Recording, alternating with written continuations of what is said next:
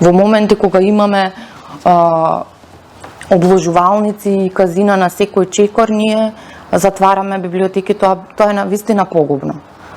И потоа, која е содржината што им ја нудиме на младите? На какви навики ги учиме?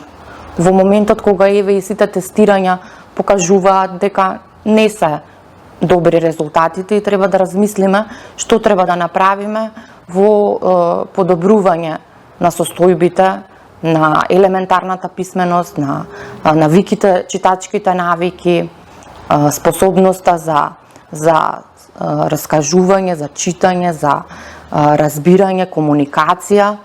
Библиотеката тука може да има многу големо значење и да помогне кога би имало некоја глобална стратегија, и тоа не треба ние нешто да измислуваме. Еве од нашите патувања во Полска видовме дека има прекрасна стратегија што може само да се превземе кај нас.